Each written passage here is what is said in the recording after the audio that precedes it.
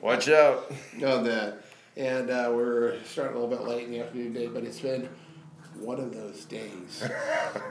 One of those days. As we call that in life, one of those days on that.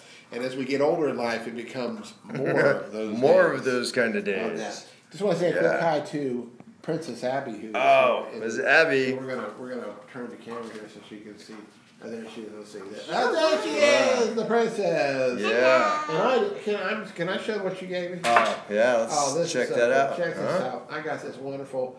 They talk about something sweet. This is something here that. Oh, look at that. Look at that. Look at that. Yeah. Isn't Look at that neat? Wow. Wow. Isn't that cool? Isn't that cool? A camouflage cross. Yeah, man. That's gonna. Is that the coolest in the universe or what? That is gonna go in our house. That's gonna go in my bedroom. Yeah, that's a one of a kind. That's right. Go girl. Go girl. That's awesome. Let's see how that we got. Let me just click that. What do we get down there? We got the scout dog. Scout dog. Hi, Scout Dog. It's the four-legged furry animal. And let's see here. But right. put me back on there. Get back on there, yeah. All right. Well, welcome to Dempsey's Resolution Fitness Hour with Eric Dempsey. Yeah, that guy. And a guy that would like to be Eric Dempsey. That's the spirit. Yeah. We don't get to go hoo-ah. We go, and it's a hoo-ah, it's Mia. You just make some kind of grunting noise and pretend like it's cool. That's right. I can do the grunting noise. Oh, yeah. Nothing like it. I can. You know that sound that what's his name? Your one of your sharpshooters, Dr. Lenny. Oh yeah. Oh. Well, you know when he picks up those giant things and that, he makes that like that's the same sound that I make when I get up in the morning. I'm trying to stand up, yeah. And I'm not trying to lift. I'm trying to lift my arms. Yeah. Wait. Let me go for the big one. The crunch and the booms, yeah. Oh, crunch. See, when you get to be my age, there's a new meaning to the word crunches. Yeah, it's called joints. It's called joint. Yeah, degenerative joint disease. That's it. I think, you know what? I'm going to put this up here. I think I can actually make this screen bigger here. Does that look cooler? Is that like the best? Is that? I don't know. Oh, look at that. That's pretty good right there. Wow, huh? Yeah. YouTube. Wow. Yeah, that's it. On that. All right. I don't know.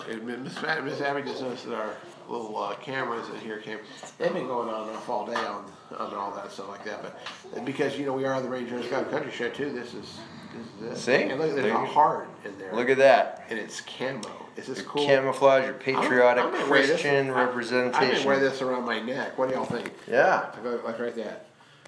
See, there you go. Look at that. That's cool. And they know we are Christians. Yeah.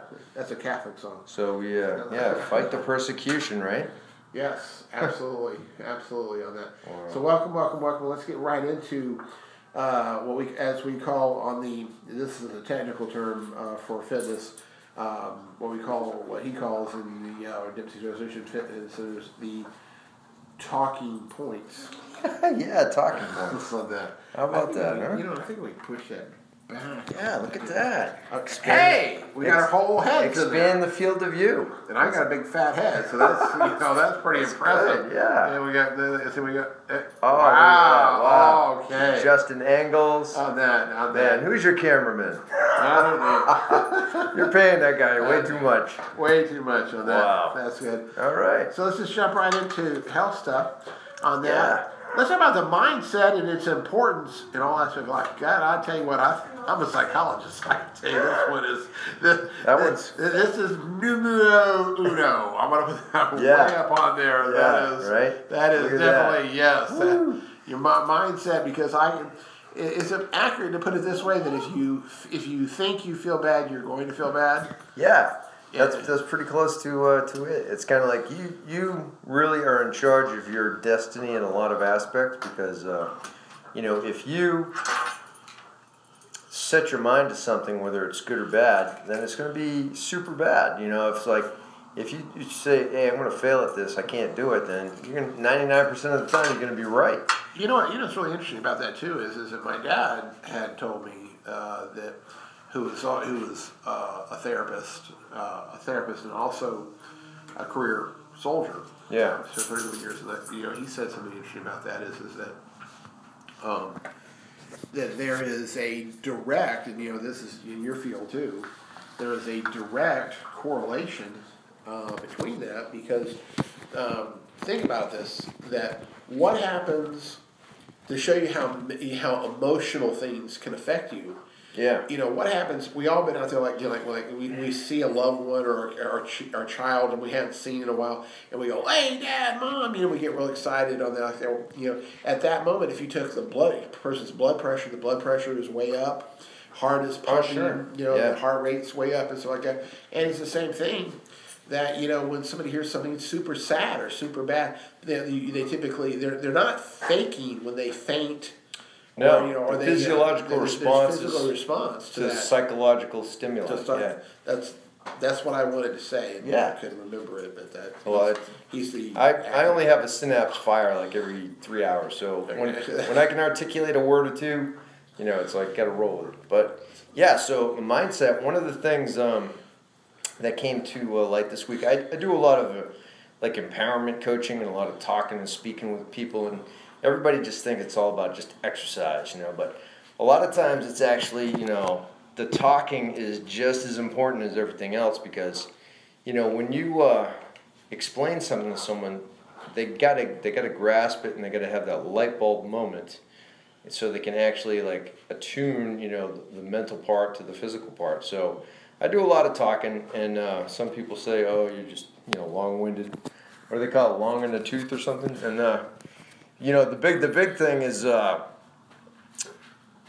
an example, I had my client, one of my young athletic types. He was a 18-year-old, soccer, tennis, and basketball player. I train a lot of younger athletes, and he was trying to lift this weight, and he could get 7 repetitions, right? 7 reps, he was squatting, he was doing 90 pounds, he was doing a double kettlebell rack squat.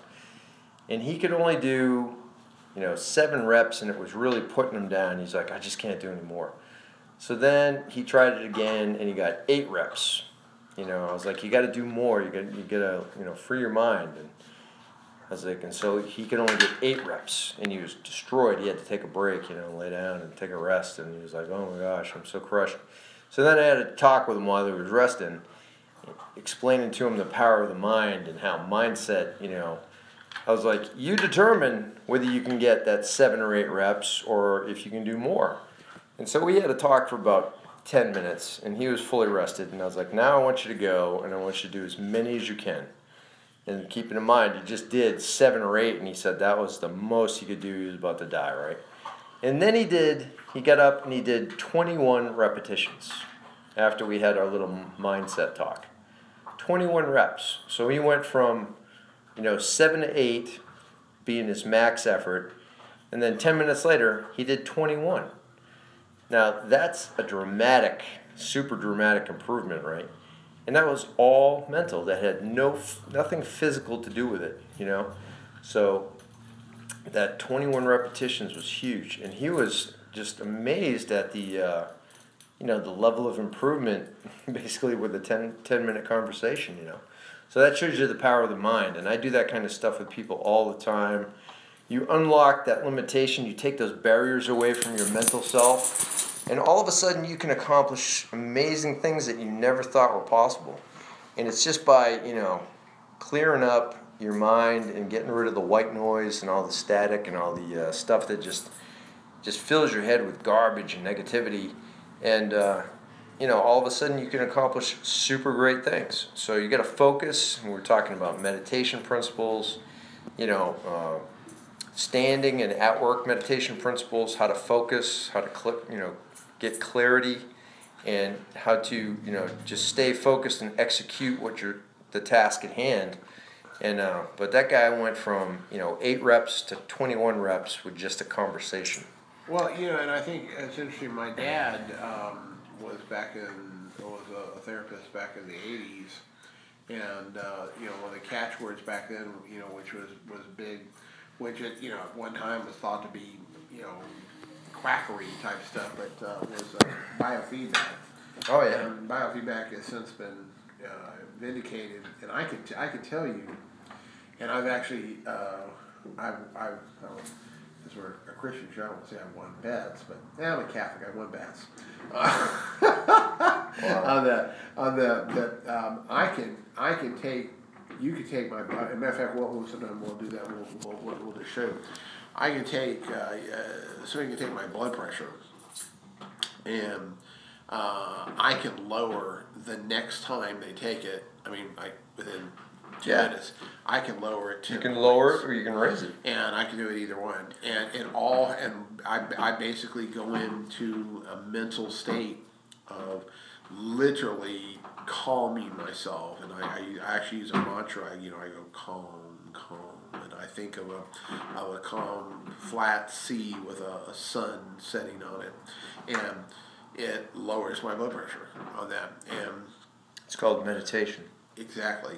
It's like the little Zen Buddhist monks. And I like, I'm going to bring something out, one thing that I think is really cool, and it has been really, and I'm a heart patient and stuff like that, so I got to do, when you're a heart patient, you kind of have a philosophy like, hey, I'll try it. Yeah. I mean, I know my but one that's always been real good for me is and the thing is, it was free. One of the apps on my iPhone is this thing called Stress Relief, and it has the relaxing music, sounds, ways to relax, wallpaper, and kind of thing like that. So like if you go to for sounds on there, you can get the flowing water, forest, on that, ocean waves. See, those are all triggers for me. Rain, Yeah. and waterfall. See, I can have a trigger story for each one of those sounds. And then I like the relaxing music. This is really. I'll just show you one of those. Let's see here if we get one going.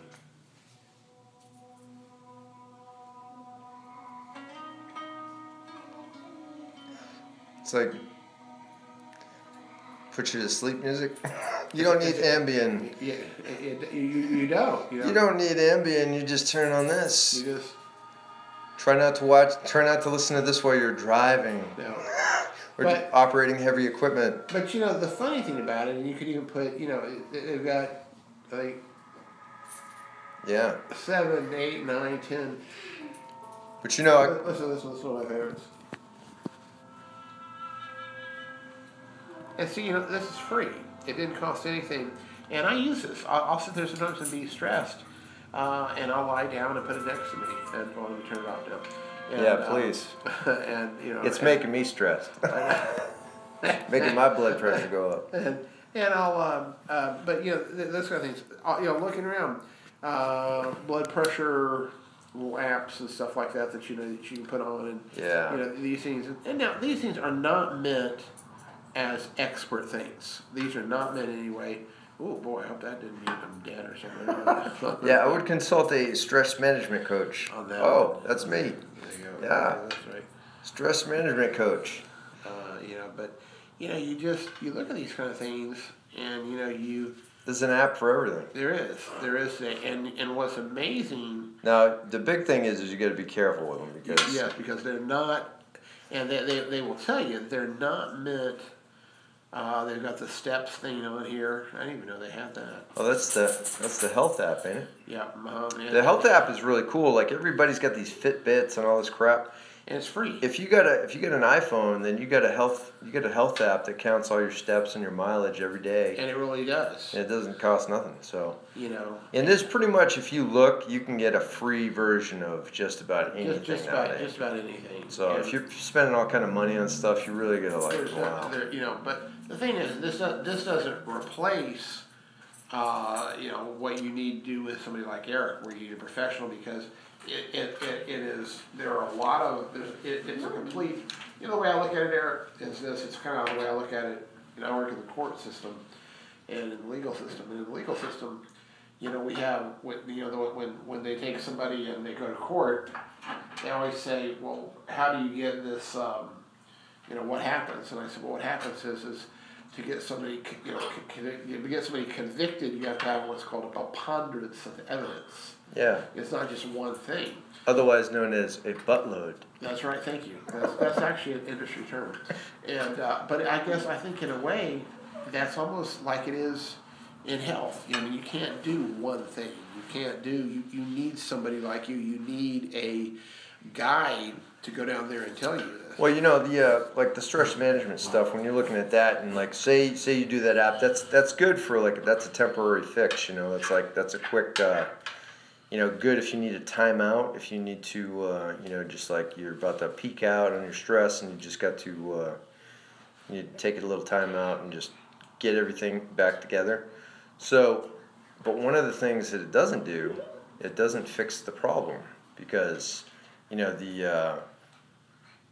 if you don't fix what's causing the stress, then you can listen to your little flowing water music and all your little stuff and then as soon as you shut it off, it's like all the stress is still right there. Oh man, what are you doing? Laser pointer drills? Yeah. Oh, geez. Don't put it in his eyes, remember. Yeah, don't put it in anybody's eyeballs. Wait a minute, man. Let me show you where it works. Yeah, don't put it in. See this one right here? It's the top one. See? Wow, look at that. Isn't that high speed? And he'll go crazy over that. Wow. But and it is it does help. All right, the second one I want to move into because this is a personal I'm kind of I feel like, do I want to hear this or do I not want to hear this? Yeah. Because I don't smoke. I don't. You don't do all kind of fun stuff. I don't drink either. On that, but I do drink coffee. So yes, research showing the benefits. I hope so of coffee because I love coffee. There's been back in the day when everybody said the egg yolks and red meat and basically everywhere you turn everything was killing you, like it'll all kill you. Coffee was on the list too, right? Don't watch that coffee. That stuff will kill you, right? So everything kills you, and of course, as science has evolved over the last 40 years or more, new research shows that, wow, most of the stuff you were told is absolute just garbage, totally wrong. And one of those things was all the mythical stuff about how coffee and caffeine kills you. So, they obviously if you take incredibly high doses in short amounts of time of anything, it's probably going to have hazardous health impacts, but there's numerous studies within the last couple of years that have come out that show all kind of amazing performance and cognitive benefits of coffee consumption and more specifically caffeine intake. Like 100 milligrams of caffeine now has been researched in like a zillion different ways, and all kind of really positive, awesome stuff has come out of these studies. So totally refuting all the, if you drink coffee or take any caffeine will kill you. That's all just, once again, just garbage stuff. If you abuse it, then you're probably going to have bad things happen. But, the reality is if it's used, in a normal way with a regulated dosage, right? And you do it for specific times and specific things, then you're not going to have any problems with it unless you have a predisposition. If you have a predisposition, if your pulse rate is 9 million and any kind of stimulants will put you over the edge and cause you to have some kind of coronary meltdown, then you should probably avoid any kind of heavy stimulants. But always check with your doctor and all that, blah, blah, blah, right? But the big thing is that it's not the boogeyman like everybody said it was. So don't be afraid of a couple cups of coffee or a little bit of caffeine. That's not going to do anything by itself unless you just have some kind of adverse stuff going on. Online training. Yeah, online. Do a lot of that. I'm trying to do more and more of that because it's. Eric, you do people like in Australia. Yeah, I've done people all over, like Puerto Rico, all over the States, Australia, Europe. Alabama. Yeah, from Alabama, yeah. And, That's really online. Yeah, so like my latest one is old Dr. Lenny, my longtime client, he has embarked on every stage of training in my business, and he has been to every location and modality of training. And now he has moved to Syracuse, New York. So I train him from Alabama, from the Iron Garage in Alabama. I train him in Syracuse, New York, and right now this week he's on a business trip in Cape Cod, Massachusetts, and I'm training him. He goes to a commercial gym where he has a membership, and I train him, and it is just as effective as if I was standing right there in front of him. It's amazing. So It is. It is. You know, the irony of this is that, of course, you know, I work in the court system and I do mediations. yeah, I actually do mediate. We do in the court. yeah, you totally do it. I do with mediations. virtual meetings. I have two sides that are both represented by attorneys, and I just had one recently.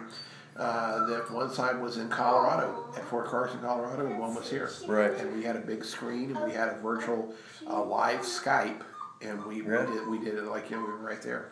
Exactly, and those things are super awesome. You know, those things can be used for such great things in any industry, and but for fitness and nutrition coaching, it is absolutely fabulous because people can call me up, you know, in Skype or FaceTime, and I can give you real-time live instruction, show you exercises, show you nutrition stuff, and it's you know, Dr. Lenny is helping me. He's like doing my beta test for the next level.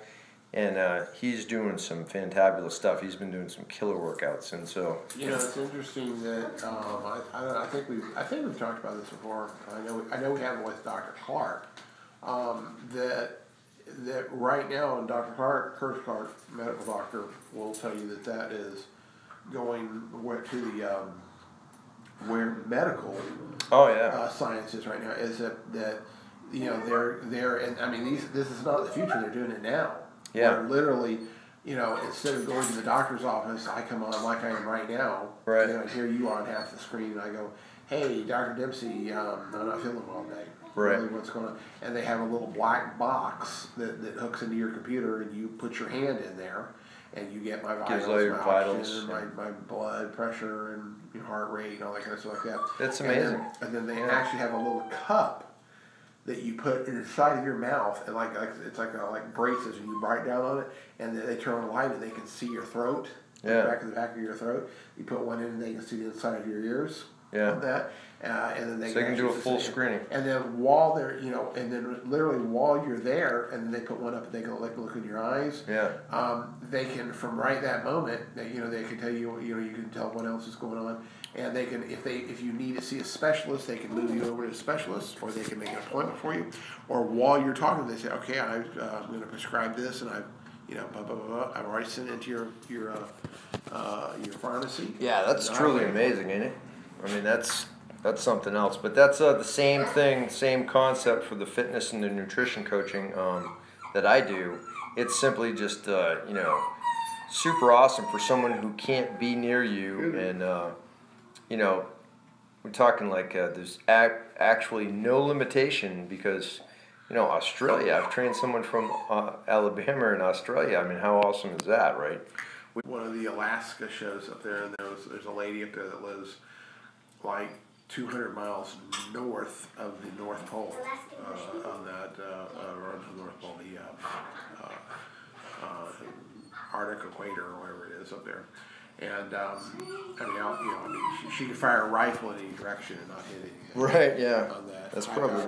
And so she did it completely by herself, and that's what she does. She has a physical fitness, and she trains every day, and she has somebody like you. You know, Yeah. And it's, you know, I don't know where they are, but they go down there. There's all kind of virtual programs now, but you know, it's one of those things. Like I have a lot of older clients that I'm trying to get back into it because they tell me they're like, "Oh, you're too far away. I can't follow your stuff." And of course you can, you know, and that's just an excuse because anybody who stops following a program that was working for them, you know, you're definitely just hurting yourself. And so, you know, one of the big things is, you know, you got to be consistent with your program. And so the online thing is a perfect follow-up. Some people only need like a weekly check-in. Some people need every day, you know, and it's really whatever you need. You know, it can be totally tailored to your needs. And, you know, that's how the online thing is just fabulous. So I do, you know, I do like right now, I do FaceTime, I do Skype, and I do, I can also do the MyFit On Demand trainer app. So either way, I have a multitude of platforms I can do it on, and basically tailored to whatever you need. Some people just need, like I said, a quick check-in. It doesn't cost them that much. They check in once a week. They get some marching orders, some guidance, and the next thing you know, they're good to go and they're tracking. And the next week we check on their progress. So that is super fabulous stuff. And if you're interested in that, if you want any, help on this mindset stuff that we talked about, or any of the nutrition or fitness stuff. The big thing is if you're not making progress, if you're not, actually achieving the results and achieving the goals that you set for yourself, and you get frustrated and you're about to tap out, or you're about to just, give it up, there's some simple things that you can just be, made aware of. Plateaus should be planned for, if you didn't realize that. Plateaus are something that's going to happen. It's a natural occurrence. It's part of your body's adaptation procedure. Totally normal, can be totally avoided. Good programs, plan for plateaus and counteract them. And so, when you do stuff like that, you don't have these big setbacks. Because if you're training and you're doing stuff, and all of a sudden, like, everything just stops working, you get demoralized after a couple weeks, everything starts screeching to a halt, and you just fall off the wagon, right? So now, you're going to get discouraged, depressed, and you're going to eventually quit. And, that's no good, right? You don't want to be like that. So the big thing is there's a solution to the problem. And if you don't have the answer, you need to find one. And that could be a quick 10-minute call, or it could be longer depending on what you need. But the answer's there, and I can give it to you. And I can give it to you anywhere in the world now because of this online platform, this great technology that we have. So if that's interesting, you can hit me up, Eric at Dempsey'sResolution.com, Eric at Dempsey'sResolution.com for email. Or you can text me or message me on phone, 706-573-4236, 706-523. Wow, correction. Yeah, that number's changed. 706-573-4236. 706-573-4236. Okay, disregard that earlier stuff. Smoking crack again. And then, so online training is available. And, it's like with the modalities of training that are available now, I train people here at the ministry building, right? I do coaching. I just wanted to ask you about the training. Yeah, do training here at the ministry building, small group and one-on-one training. Can do nutrition coaching, and I also teach a variety of other classes. I do training at the Iron Garage out in Salem. I do in-home training, where I come to your place. And, of course, I do online training. So I can reach you just about wherever you're at now. And the online training here is we're trying to start a small group class. And it's 10:30 to 11:30 on Monday, Wednesday, and Friday. And it's all fitness levels are welcome. And it's basically a strength and conditioning and a body transformation type program where we're working on getting you strong, lean, and fast, and making you super healthy, super fit, and having some fun while we do it. If you're interested, that sounds very interesting. Yeah, that's a good program, and we've got some more people coming in, slowly trickling in. So we're trying to build that up. And when is that again? It's Monday, Wednesday, and Friday. It's 10:30 to 11:30 a.m. And Monday, Wednesday, Friday, 10:30 to 11:30 a.m. Yeah, morning times. So we'll be here tomorrow. Yeah, we'll be here tomorrow, and right now we got I got one girl that's coming in, and so we're looking for more volunteers to get in awesome shape, and we're also running we started the basic handgun safety course. I'm starting. That's I'm sure going to be very popular. Yeah, and one of the guys that was here yesterday, my client George actually came here yesterday for a session. Oh, okay. And so if you're in Columbus, a lot of my old clients are like, "Oh, you're out in Salem, Alabama. You're so far away." Well, now I'm right here in the middle of Columbus on Moon Road. So excuses are zero, right? And so I can hit you online, even if you're in Australia. I can train you here in Columbus if you're worried about driving more than 5 minutes out of your driveway. And I can train you if you want to lift some big heavy weights and get really strong, really lean, or really fast. You can come to the Iron Garage in Salem, or we can train wherever you're at online. So, but the basic handgun safety course is a new feature that we're adding to the ministry lineup, and that is basically about a 4-hour block of instruction on fundamentals of handgun operations, from the very basics, just all the basic stuff, from everything from, this is what a semi-automatic pistol looks like versus a revolver. We start with the very, very fundamentals and work our way down. Load, clear, reduce stoppage, unload, function checks, assemble, disassemble, reassemble, do all the stuff, load the magazines, how to put the magazine in, how to load, clear, reduce stoppage, all that stuff, how to use the sights, stances, grips, drawing versus holstering, all these different things, all the fundamental stuff. And it's really designed for people who are novices, who haven't spent a lot of time on a gun, or people who are deathly afraid of guns but want to learn how to do it. Well, and I think from there, 20 plus years as a Ranger, United States Army Ranger, combat soldier, self-defense expert, is also, and then I think this is very important, and it's probably one of the most underrated parts of the whole process, and that's his, coming and seeing him maybe before you go buy a gun on that. So because picking what you need, what would be and it's I know that in my years in law enforcement, I see a lot. First of all, I want to tell you something.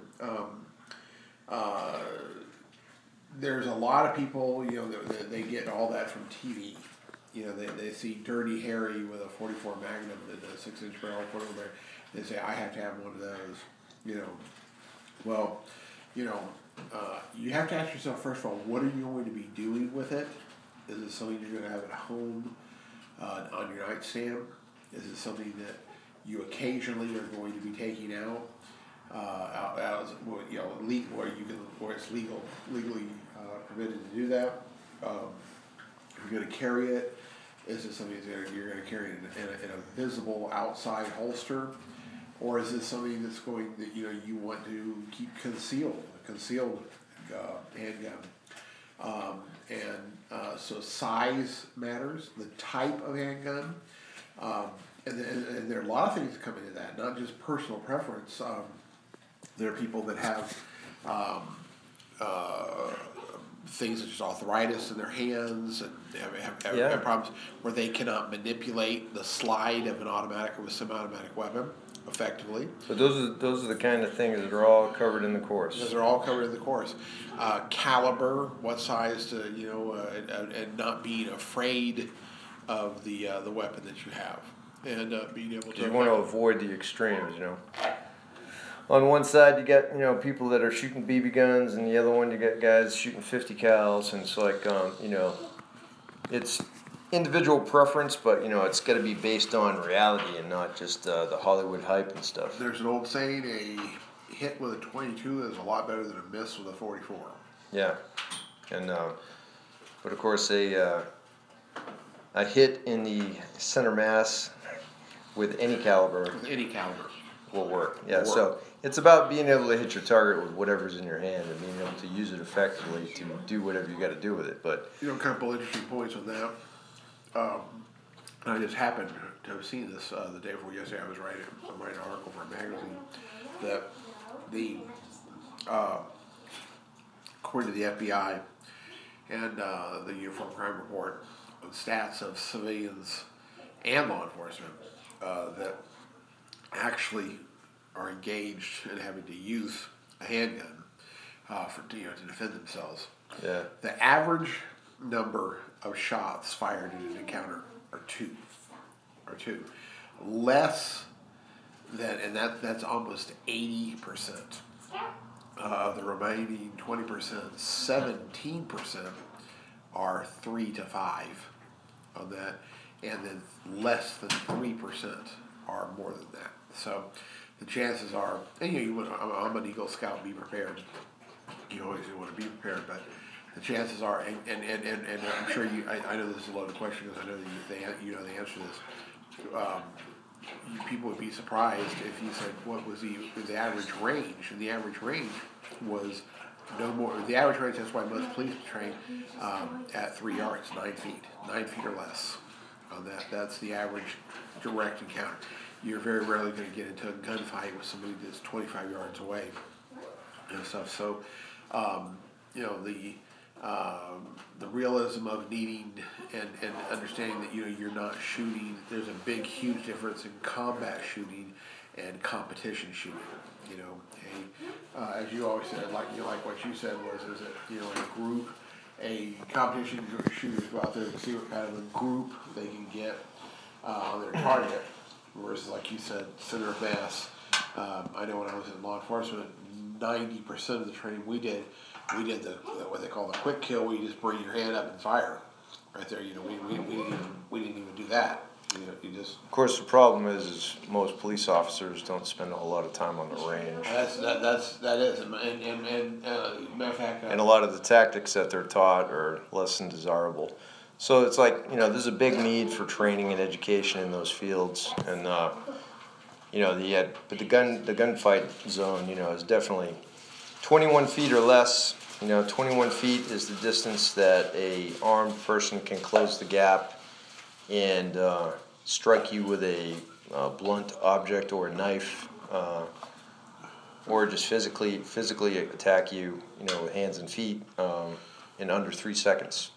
By the way, sorry everybody, I am diabetic and I have to have a little, if my blood sugar gets low now, it used to be if it gets high, I have to get a little something to bring it back up. So hypoglycemia versus hyperglycemia. Yes, I at one time had to be, I couldn't get near something like this, like this. Yeah. And now when it gets like 660, I have to get, because I'm much healthier, I'm so fat, but I'm so much, my blood is a lot healthier, I have to drink some. So now there's another health hazard that you can die from in the opposite extreme. Exactly, and I find that it's all about managing the polar opposites. I find that quite ironic and kind of almost a little bit.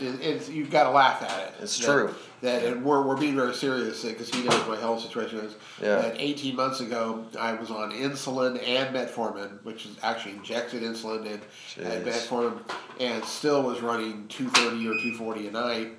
And now I haven't been on insulin or metformin in almost a year, and I have to really watch it because I've so cut sugar out of my diet that sometimes I get. So you can die from something else. Isn't that funny? You know, this is why this guy and professionals are so important, because that was a typical mindset of mine when I was wanting to get healthier.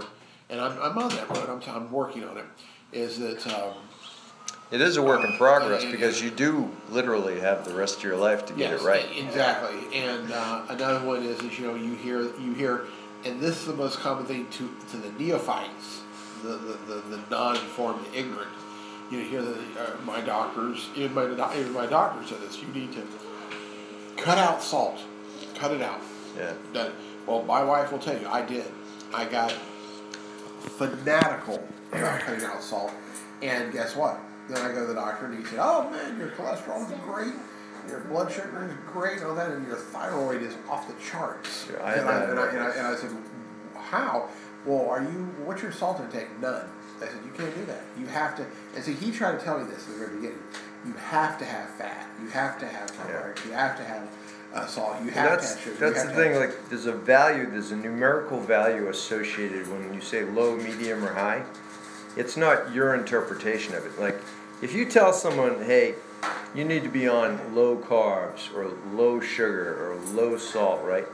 Well, they're going to interpret that. If you don't put a number next to it, they're going to interpret that to mean, you know, what's Joe's definition of low? That means 0 minus, 50 below 0. Yeah, my interpretation seriously was 0. none. Yeah, so because the philosophy is, hey, if low is good, none's got to be better, right? Got to be better. And of course, then you die from something else. So, and then getting back, not beating a dead horse, but this illustrates what Eric is talking about. I also had been taking a medication for most of my life from a hereditary issue in my family. Yeah. And that compound, that medication, was based on your weight. Right. And, You and, didn't, and, and you I, didn't I update it. and I lost weight. You lost weight and you and I didn't didn't fix the update it, dosage. and I almost died of have a toxic level Yeah. of that in my system. But you know how many people die every year because of that crap? A lot. I think I just heard that. Did you know I just heard that last night? I heard that over 250,000 people die in the United States every year because of inaccurate prescriptions. Nothing that they had. They shouldn't have. They even said, like the sloppy handwriting. I saw a thing where they said people were dying because of that because somebody misinterpreted the chicken scratch that the doctor writes on the note. And Miss Pat brought up something interesting too that she saw, and I actually called Dr. Clark and asked him to verify it, not because of not believing Miss Pat, because I just want to make sure it wasn't one of those, what do you call it, fake news on the internet kind of thing. On that, and I think Miss Pat, you might remember this. Is that do you remember this? What was found to be where can you be, Miss Pat? That is the most dangerous place to be in the United States to get potentially a fatal infection, disease. What do you remember? In a hospital. Yeah, the hospital. Right. Going there, and I don't mean having it. I mean going there and visiting somebody or walking around. And it is it is so bad that and especially they said, and boy, I've really thought about this now. Have you ever noticed this? Because they never do it. Yeah, they have. Have you ever noticed they have really clean? When you go into the rooms and stuff, and you're in the wards and stuff like that. They have all they're cleaning and they have the hand sanitizers and they're. But you know what? When you're sitting in the waiting room before you go into the emergency room, those people are all out there sick as jabbers, yakking, and they got it all in their hands, and they're wiping it on the seat, and then they're getting up and you're moving in and sitting right where they just were. Well, think of like a emergency room waiting area. Oh my God! Are you kidding? That's like every time I go into biohazard. And it's usually not for me. I'm there for someone else. I always put a mask on. Because I don't want to get what's out there. Biohazard suit, but that's that's just the tip of the iceberg with the issues that are at hand, across that whole spectrum. But the big thing is like the prescriptions. What the good point that Joe brought up was like normally your medical professional will tell you that you can't get off of that medication. Like Joe, you got to take your metformin. You're going to be on insulin the rest of my life. They told me forever. Like diabetes, type 2 diabetes doesn't go away. But the reality is you can make it go away. Yes. And you can get off. I've had dozens and dozens of people get off of all the medications. You don't need to be. The average person doesn't need to be on all these medications. But what else can they do for you? They can't make you healthy. They can't. Because they don't, the system is about writing prescriptions. The system is about treating the symptoms, not curing the problem. So, how about curing the issues instead of just treating the symptoms? And that's what I try to do is help people fix the root problem. Like, why do you have high cholesterol? Why do you have high blood pressure? Why do you have high blood sugar, right? It all goes back to because your lifestyle is crappy, you're eating garbage, and you're not active enough, you're doing all these things wrong. So we try to fix all that stuff, and then lo and behold, miraculously, the average person will fix most of their blood panel, most of their numbers will all come into order, and you won't need all that stuff. And if you're on all these medications already, you need to get off them by doing the right thing, because you got to remember the medications do not fix the problem. All they do is keep a number within a range. And it has nothing to do, like the reality is when you look at the science, it has nothing to do with whether it's going to kill you or not, okay? The mortality rates versus you keep your number, like say cholesterol with statin drugs. You keep your number within the recommended range. That doesn't mean you're not going to die. It doesn't mean you are going to die, okay? It doesn't have any relevance, right? But you're keeping big pharma in business, prescriptions are getting made, people are making big money, and you're really no better off, right? Because that's not, whether your cholesterol is high or your blood pressure's high, what's going to actually kill you is going to be something different that nobody's taking care of. So the reality is like, you got to get healthy. You got to do it by doing the basic stuff. Nutrition, lifestyle, mindset, exercise, all of those things. And you have got to get it together, and you've got to get off these pills and stop using all these crutches, and man, that's just how it's got to roll. You got to stop it, because the pills, you'll just be on them forever, basically until you die from all the stuff that the pills didn't fix. And then, what good is that, right? And then, of course, you got funeral expenses. So they get you all the way to the grave, right? They get that last penny. They get that blood out of the rock, right? They squeeze you dry, and you got to stop being a victim, stop being part of that game, and start taking charge. And you do that by taking care of yourself. You eat healthy, you have a positive outlook, you get your mindset right, you start changing all the toxic stuff in your life to include, environments, people, all these things, and then you get it together, and then you're healthy. I just had a friend that just recently passed and was cremated. It was $2,000. See? Cremation. They get you all the way to the end, right? Not for the burial. Yeah. $2,000 for cremation. The burial little cistern thing, which is a little the little peanut butter jar they put you in. On that was another $600. What a racket! And they're made in India, in Pakistan. Yeah. And then the little concrete cubby hole that they put it in. Yeah. That was another $1,500. I mean, the rackets go from before you're born all the way until you die. They just milk you the whole life, right? And so you got to fight the system. You got to be against all of the stuff, rage against the machine and all that, and don't be a victim. A victim to the system, because you got the power. And the power starts in your own mind, and that's why we talk about mindset. By the way, I learned something about that. Not trying to be morbid or anything, but guess what? I learned a little bit about cremation. Is that when you see the casket going into the cremation area, they close the little doors and stuff like that. Guess what? They reuse those caskets. Of course they do. Once it goes in there, they actually, the little light thing comes down and it moves over on there, and they take the body out. They take your carcass out. And they put you in it. They don't burn up that big maple. They're not going to burn up that thing. That $3,000, $6,000 casket. That's it. They slide that back to clean it up, put it back on the lot. And not trying to be morbid. I didn't know this. I think you probably did. Miss Pat, you may not know this. Do you know that? Because I heard it the other night and I looked into it. Did you know that no matter how hot it is in there, that your basically your bones, most of your bones, is still there, and after all of your flesh and organs and stuff are burned out, they have all these bones in there, and they have like a little rock crusher machine. Yeah. That's what makes it into the fine looking powder. They literally have a little sweeper that goes in. He takes this pile of bones and puts it into a big stack, and then it goes into it has this big rolling round crusher, and then at the other side of that, it comes out looking like fine powder. Yeah, the ash. Yes, I did know that. Because you always find the bones.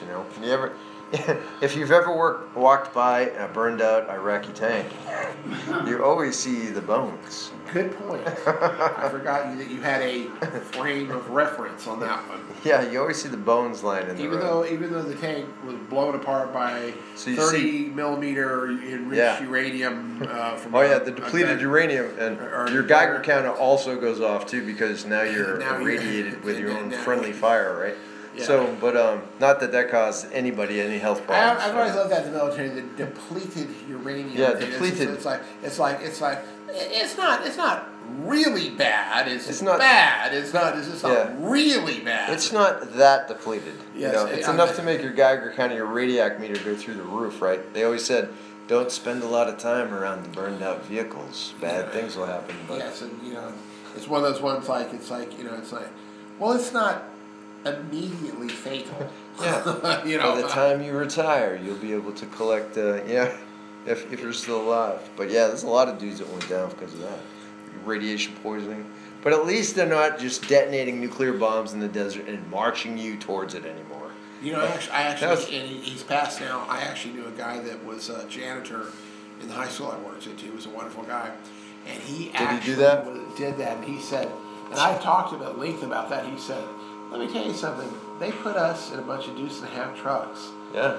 They Didn't tell us nothing. They did it numerous times to the Army and Marines. Drove us out there in the middle of the desert. We got in these very shallow trenches on them, and they told us to put a gas mask on and helmet, and and to turn away and not look that way. Don't look into the bright light. And all of a sudden, you know, can you wow. imagine? I mean, and then you know, you said it was like hell on earth. But then they made them walk towards it. Then you get up. And then that's what I was going to say. And then they get up and they go, okay, let's move out. And they get on line. They're moving through ground zero. So can you think of the radiation exposure, right? And that's exactly what they were doing. They wanted to see the It was a test. So they were doing a study to see, you know, how quick it would take to kill so many guys, all the effects, and then, you know, hundreds of them died from all the different, you know, cancers and radiation. And this is called sarcasm, by the way, what I'm about to say. And guess what? The ones that were shown to die for that, their families got a benefit check for $20,000. Yeah, imagine that. They lived their entire life with cancer and died horribly of cancer, but the U.S. government gave them $20,000. They were compensated by the VA. Thanks a lot, brother. Yeah. So, but yeah, that's pretty much how it rolls. And you know, the people out there that think like, oh, the government would never do that to you. That's all just tinfoil hat wearing stuff. It's like, yeah, well, it's all fun and games until the black helicopter lands in front of you. That's all I gotta say. That's it.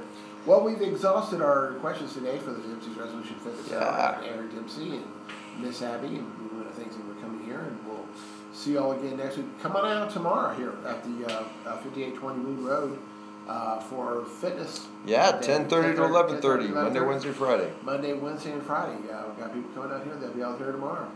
And who knows, maybe I might show up and observe. And watch from a distance. Like a security guard, I'll observe and report. Like that. I'll be that one. I'll be like, for those of you that are old enough to remember this, it was back in the 1960s and early 70s. There was a show. It was called Mutual of Omaha's Wild Kingdom. That was a good show. It was a great show. Yeah. And they had I can't remember Jim's last name. That was the younger guy, and then Marlon Perkins was the younger guy. And it was always hilarious because it was serious.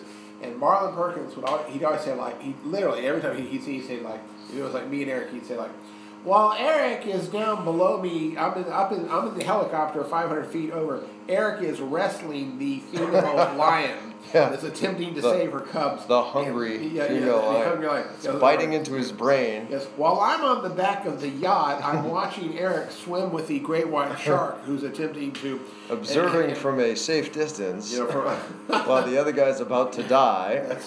That's kind of like the That's kind of like the modern military. They say with the especially with the guys that are piloting the drones that sit there, and they're while I'm in a deep bunker in Arizona, I'm flying this drone in Afghanistan right now, and I got shot down.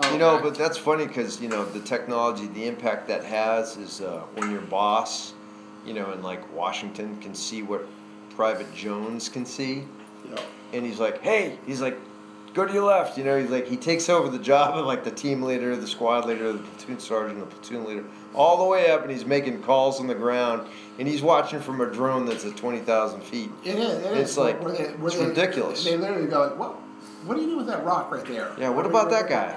They're like, what do you mean that rock? The one in your left hand. Yeah. No, not that one. The brighter one. So it's like, but many people die because of that. And it's terrible. So that's a downer with the technology. There's a lot of great stuff with it, but it's got to be put in check. Let people do their jobs. Absolutely. There you go. We'll close out here on the Ring Joe's Gotta Come Show. All right. Dempsey's Resolution Fitness Hour. See you next week. Dr. Joe and Doc Dempsey over here. Yeah. Thanks. Take care. God bless. Bye. And we're going to sign up here. We're having a great day. And if you have a better one.